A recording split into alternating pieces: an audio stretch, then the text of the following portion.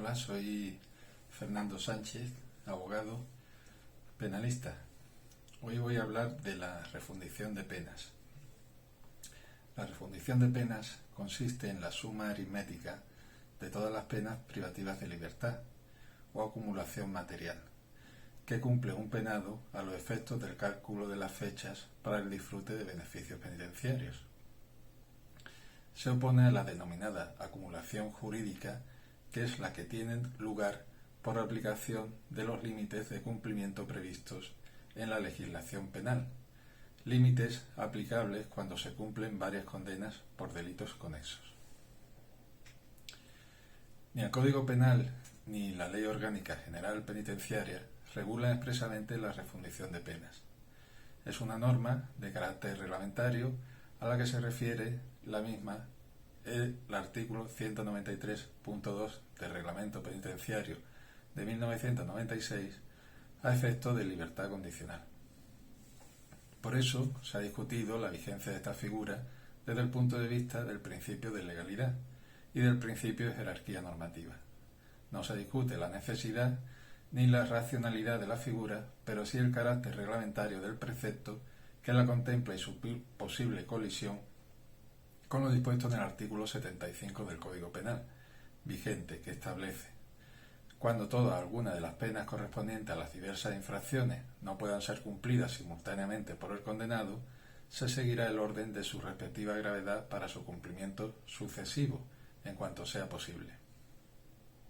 El Tribunal Constitucional se refirió incidentalmente al tema en el auto 274/1997 de 16 de julio, considerando que es un desarrollo del artículo 90 del Código Penal que se refiere a la libertad condicional, pero en puridad dicho precepto no hace ninguna referencia a la refundición material, encontrando cobertura exclusivamente en el artículo 193 del Reglamento Penitenciario. Nos encontramos ante una decisión netamente jurisdiccional,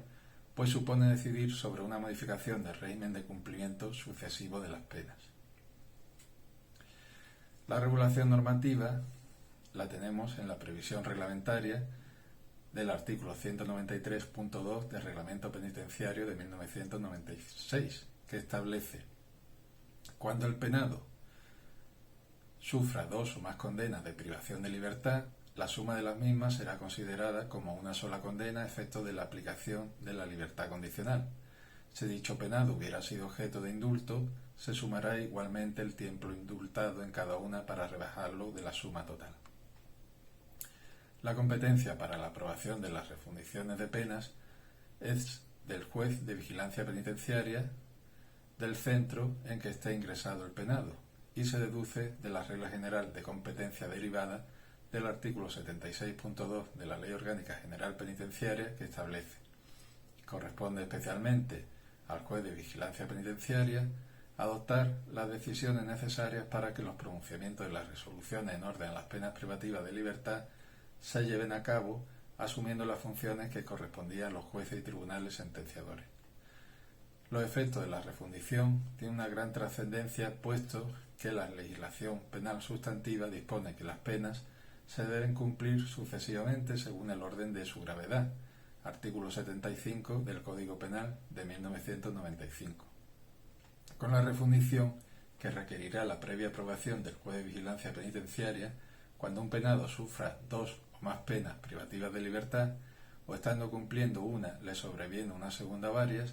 se deja sin efecto la fecha de inicio y extinción de cada una de las liquidaciones judiciales de condenas individuales aprobadas por el tribunal sentenciador,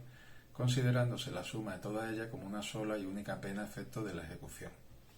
Se establece así una unidad de ejecución de las penas, de manera que se toma como fecha de inicio de cumplimiento el de la primera responsabilidad y como fecha de licenciamiento la prevista en la última.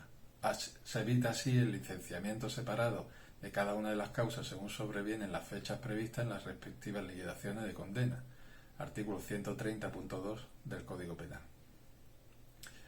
El alcance de la refundición, aun cuando el precepto reglamentario contempla la refundición a los solos efectos de la libertad condicional,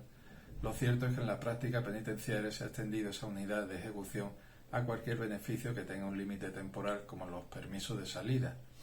y no pueden ser de otra manera si se tiene en cuenta el principio de reinserción y reeducación como principal fundamento de las penas, pues no considerar esa unidad interrumpiría el proceso de reinserción iniciado.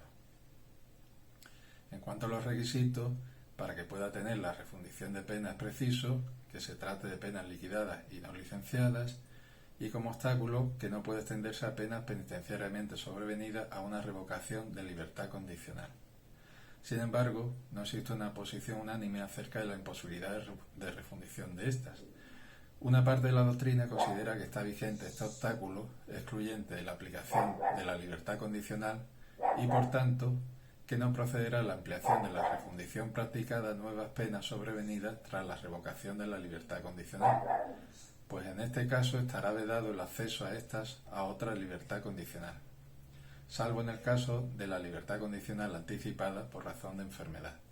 pues en este caso razones humanitarias justificarían que se pudiera acceder a una nueva libertad condicional en interpretación de doctrina sentada por el Tribunal Constitucional. Por el contrario, otro sector doctrinal que admite la no vigencia de este obstáculo considera que la libertad condicional es otro grado más dentro del sistema de clasificación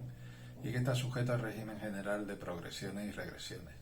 y que el hecho de que se pierda por revocación no impide, si existe una evolución positiva posterior, volver a acceder a la misma. Los criterios comunes de actuación de los jueces de vigilancia penitenciaria se inclinan por esta segunda tesis más favorable, aunque no unánimemente. Variabilidad de las resoluciones aprobando refundición de penas. Las decisiones sobre refundición pueden ser modificadas, pues la situación penal de los internos puede ir variando con el tiempo al sobrevenir nuevas causas, no viéndose por ello afectadas por la intangibilidad de las resoluciones judiciales firmes. En ese sentido, se ha pronunciado el Tribunal Constitucional en el auto 274/1997, 16 de julio, con relación al derecho a la tutela judicial efectiva consagrada en el artículo 24.1 de la Constitución, señalando la decisión de rectificación de una refundición adoptada por el Juzgado de Vigilancia Penitenciaria y ratificada por la Audiencia Provincial. No atenta a la intangibilidad de las resoluciones judiciales firmes, porque la resolución aprobando una refundición de condena no es, por su propia naturaleza, intangible. Las refundiciones de condena no son inamovibles, están sometidas a las alteraciones que sobre ellas produce el tiempo y, singularmente, las nuevas circunstancias que en su transcurso pueden producirse, como nuevos hechos delictivos por los que el afectado es condenado o la adquisición de beneficios penitenciarios. Siendo ya así, es evidente que no producen los efectos de la cosa juzgada, en cuyo respeto se encuentra el fundamento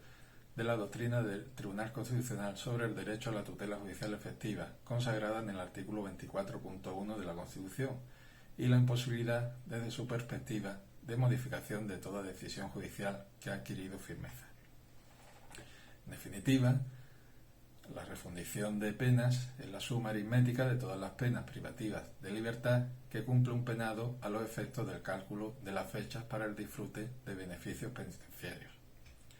La competencia es del juez de vigilancia penitenciaria. Se establece una unidad de ejecución de las penas de manera que se toma como fecha de inicio de cumplimiento la de la primera responsabilidad y como fecha de licenciamiento la prevista en la última. Se refunden penas liquidadas y no licenciadas.